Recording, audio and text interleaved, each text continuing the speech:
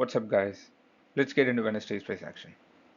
Today was one of those days where the market kept moving, but never really gave a clean setup to get involved. Let me walk you through how the day played out. So here is the 15-minute chart just before the market opened. The market was pushing higher overnight from Tuesday, but again the structure was not good enough for me. It still felt like the market was reacting to headlines from the war. So overall, not very clean price action. I had marked the London low and the Asia low, but apart from that, I didn't have any clear bias. So as usual, the plan was simple. Wait for the market to open and see if we get a better structure. Now around 10:30, you can see price initially respected the 845 15-minute hourly gap, but that didn't really lead to anything. It was more like a trap. After that, the market just slowly started pushing higher. Even here, the structure was still not very clear. So I was just staying patient and waiting for something better to form. Here I have marked the 10 o'clock, 10:45 and 11:45 15-minute hourly gaps.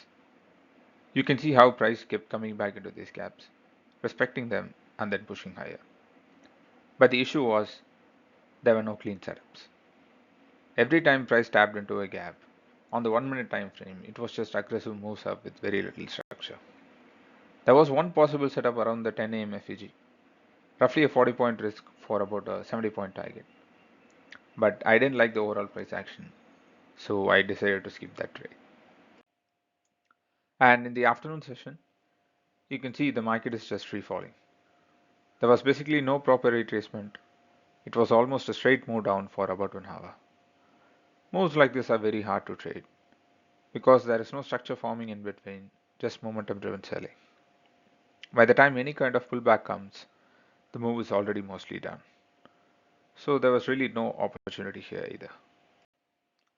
And this is the full price action for the entire day. Price did retrace back into one of those gaps later in the afternoon, but that was around 3:30 p.m. And as I have mentioned before, I don't trade the last hour of RTH.